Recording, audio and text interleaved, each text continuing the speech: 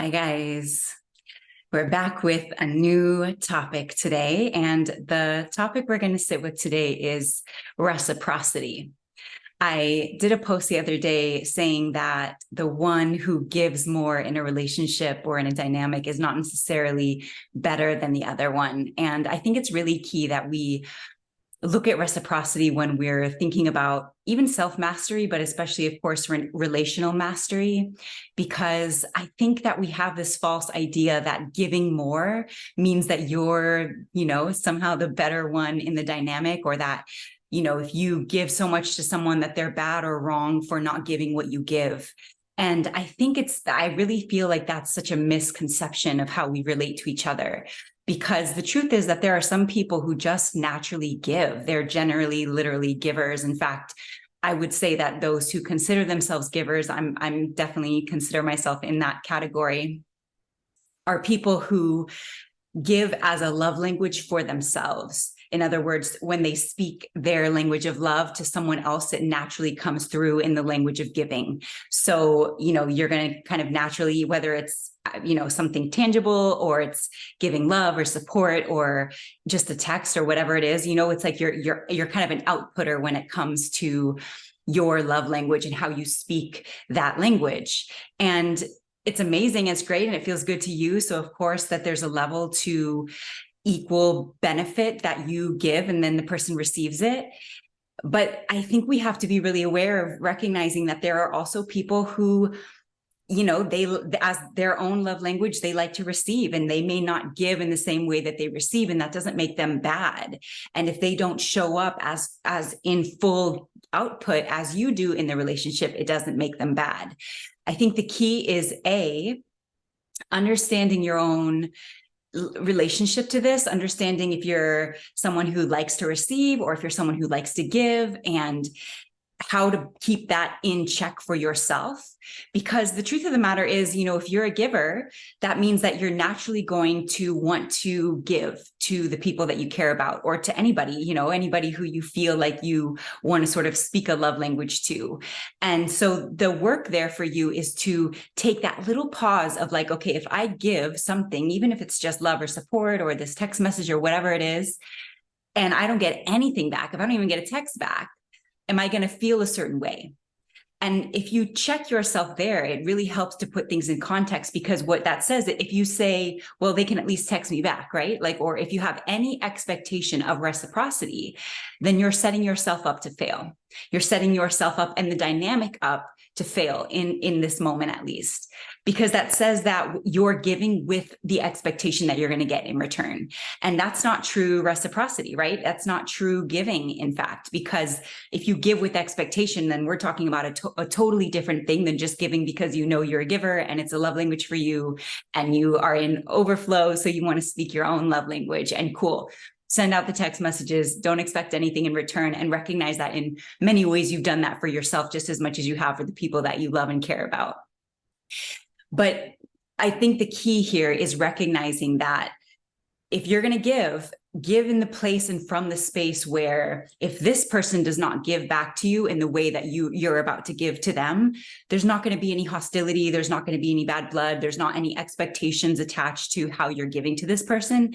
And especially, and on the other side of that is, as a giver, recognizing I can give to this person, and karmically, the law of the universe says I'm going to get it back, but it might not be from this person, right? It might actually be from over here randomly, where you're getting it back, but it's not from the person you're giving it to. Like, there's this understanding of the kind of karmic nature of reality, wherein you do get back what you give, but it might not be from the source that you're giving it to. And so there's a major surrender for the givers of the world to say, okay, this feels good to me. I'm going to give to this person without any expectations that this person give back to me. But I know that in my giving to this person, I'm sending out what I want back, right? Whether it's from this person or just in life in general. So you're kind of clearing and opening up your karma, because you're giving and you're sending out these higher vibrational words or love or objects, whatever it is that you're giving, with the understanding that from that space, you'll be met back karmically, but in often ways that you don't expect. So you have to leave that door open, and you have to let people come to you and give back to you in the ways that they can do that. Because, and again, I'm talking from the giver perspective because that is my own, and I've really had to learn this. I'm still actively working on it. Because it is, as a giver, you end up like, I gave you so much, right? We know this term. In fact, I have said this in my life, and this is where I'm really practicing. Like, either I gave you so much, I gave you everything, or I didn't ask you for anything. Either or, neither of those are a flex. Really, neither of those are flex. Because if I have to say to you, I gave you everything, that's probably for me to look at, if we're being honest, more than it is that they didn't give everything back. Because if I'm giving you everything, what's left for me except the expectation that I'm going to get everything back from you? And so if I don't get everything back from you, then we're going to have this issue, and I'm going to be mad at you for not giving me everything back when maybe that's not even what we signed up for. So reciprocity is very nuanced. It's very bond to bond. I think that a lot of the times we attract in people who are going to help us sharpen this, because once you do, it really opens up so much for you. It collapses so many expectations that you have for other people. And we do that to other people. I mean, we place so much unspoken, even subconscious expectations on the people that we love and our family, and, people who come into our lives, and especially romantic relationships. There are so many unspoken expectations that really start to chew at the bond over time. Because if I'm giving you everything, and like subconsciously or not, thinking that means you need to give everything back, and you don't have everything to give me, and or you're like not in a place to give someone everything, and I'm going to get mad at you for it. It's me. It's really me. And so I have to take accountability and ownership of that. And so as a giver, you start to recognize, okay, if I give this and I don't get anything back, I'm going to be cool. And I trust that this is A, for me, and B, I'll get back when and if the universe aligns that up for me, so I can, be filled with what I'm giving out. And the other part of, reciprocity is just meeting the bond where it's at. This is such a key. I think it's like the major key in relational mastery, is meeting the bond where it's at. And this is not to say that you need to quiet yourself down or make yourself smaller if someone is not able to give you what you feel like you're worthy of, right? There's a lot of nuance here, but it is to say that if this person, has a lot going on, they're busy or whatever it is, and you come in and you're like ready to go, you have a wide open space for either be it a friendship or a relationship or whatever it is. And, and so you're kind of in two different places. Your energetic availability is in two very different measures. Then there's going to be this mismatch if you can't meet the bond where it's at. So you come in and maybe you're ready for a new bestie, and this person is, fits the script. And so you're like, want to talk to them and hang out and do these things. And bestie's like, I love you. I want to be good friends with you, but I just don't have the bandwidth that it seems like you're needing from me. And so then the person who's like, well, I have all this, I'm doing all this stuff for you. I'm doing all these nice things for you. I've shown up for you in all of these various ways. And that's because you had that bandwidth. But the person who you're doing all this for might not have that. And so again, that doesn't make you the better person. I hate to say it, but it's true. And again, this is for me also. It does not make you the better person because you do more in the dynamic. And it does not make them wrong or bad because they do less.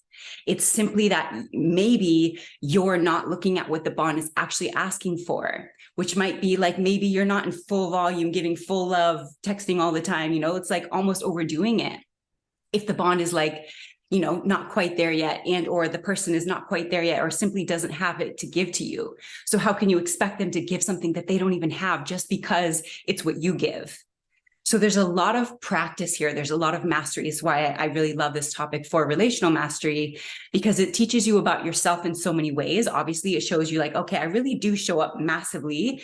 And so right away, you can come in that space and realize, okay, there's probably not going to be like a ton of people who show up quite as massively as I do. Because when you have big energy and super big overflow, you start to realize that pretty quickly that you're rare in that capacity. When you have done your work and you're a high vibing person, and you more often than not are in a space of just overflow and ready to send out the support and do all the things and, give big.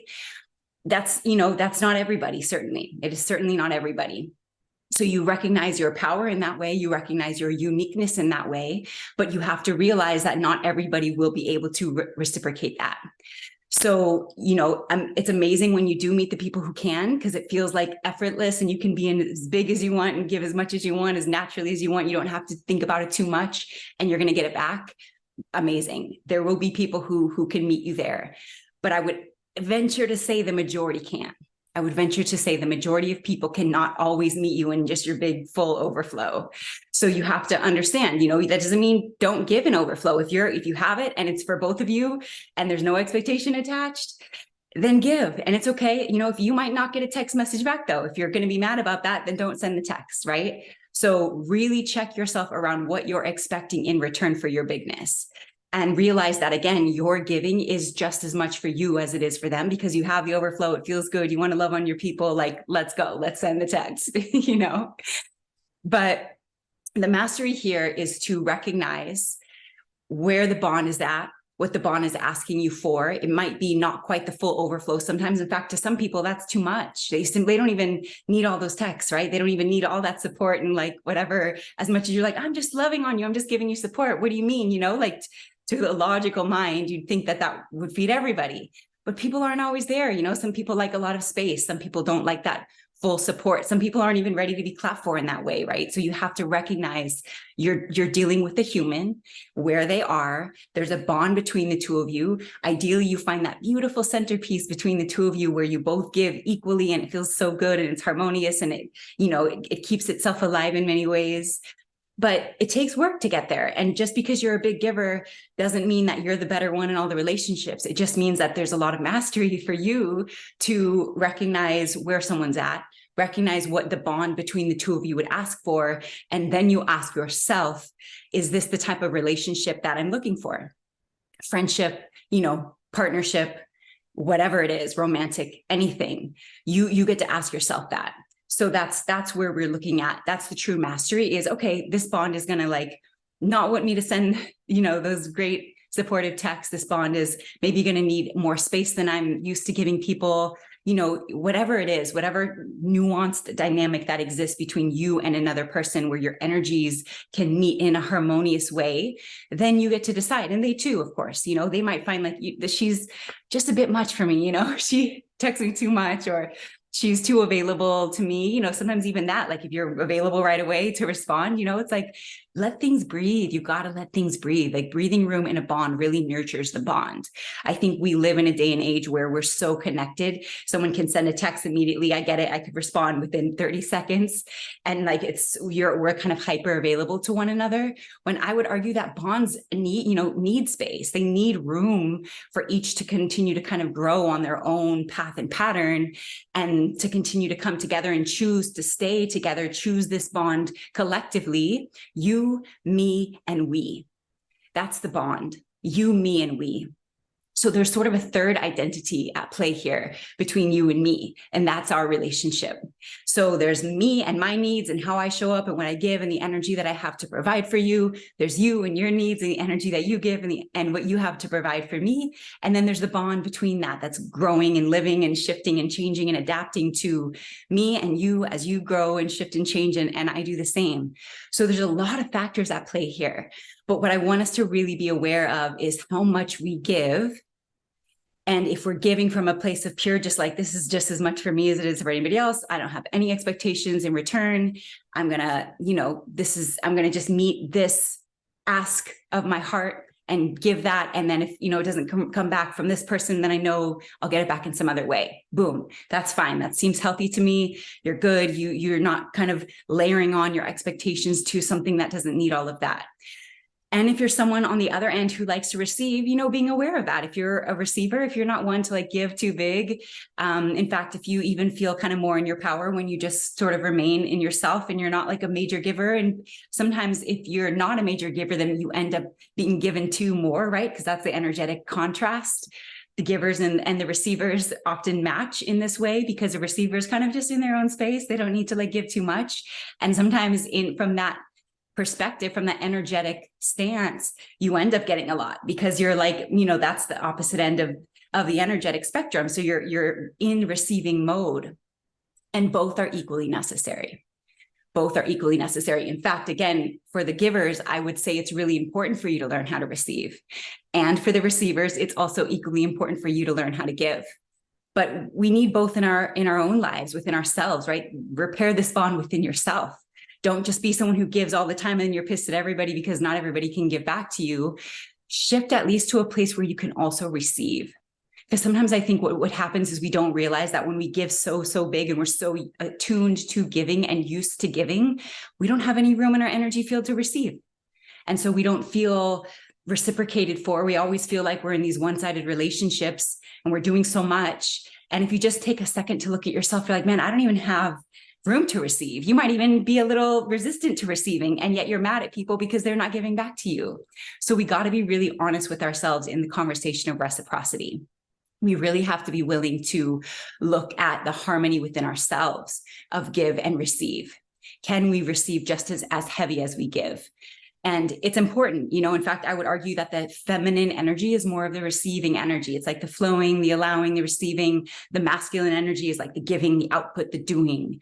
So we want to find that balance within ourselves, and we want to find that balance within our bonds so that we can allow life to give back to us, and we can allow other people even to give back to us, right? Because the final piece I'll say about this is, if you're a big giver and you come in heavy to these relationships, and I deal with this a lot in client work, and especially with women, if I'm being honest, that, they meet a guy and they're so excited about him. So they show up all big and they, like pull all the stops out and show their wifey skills and all the things. And like, maybe he's just not available to that yet, or maybe it just feels like a little too much for him at first. And if you think of the bond, she's like giving all the energy the bond needs. And so what he doesn't even have, there's not even a room there energetically for him to give. So we got to be aware of this. We've got to be aware of this. And it doesn't mean he's bad. If she's given so much and he's like, I don't even know, the bond seems satisfied because you've given everything there is to give. So like, I'm good and you seem good and you seem happy to give. So why would I mess the flow up? And he's not wrong. He's not wrong. So again, as a giver or as a person who is kind of in that overflow, just make sure you're giving from an authentic space without any expectations. And sometimes you will meet bonds that you'll find that they're not going to give back to you as much. So then you ask yourself, okay, do I want to just lessen a little bit of what I give here? Or is it simply not a vibrational match? And both are fine, right? It's not bad. It's not wrong. It's not this person's bad because they don't have what you have. It's nothing like that. It's actually truly vibrational more than it is personal. It's vibrational. So you have big overflow, big vibe. You're ready to give it. This person is like not quite there, or maybe focused on something else, or whatever reason they have to not be able to give it back. It's literally vibrational. So in the conversation of reciprocity, start with yourself. Start with checking yourself. How am I about receiving? And how am I about giving? And how do I balance that out within myself, within my own life, in my immediate reality? And then let that reflect in your bonds. Let that be part of your mastery of just making sure that you're not over giving, and making sure that you're not under giving, and that there's healthy, harmony in your bonds, that you're showing up to meet the bond and what it's asking for, and not just overdoing it. And also that you're not mad at people because they don't give what you give, because it's not bad and it's not wrong. It just might mean that those people are not a vibrational fit for you. And that's totally fine. There's going to be plenty of people like that on either side of the spectrum. As a receiver, there will be plenty of people who want to give to you. And you might just be like, yeah, that's too much for me. I don't like that kind of spillage over all the time.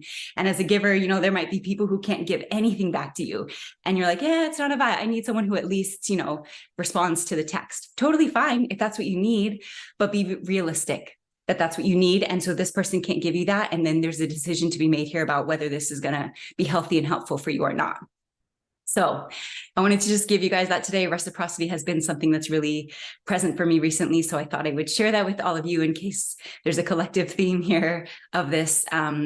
So as always, I leave you with your homework of just polishing this up within your own experience and in your bonds, and letting go of a lot of that expectation, and really practice receiving, or really practice giving, whether you're one or the other. Naturally balance some of that out, and then let life give or receive back to you, because it literally is like the law of the universe that you will get back what you give.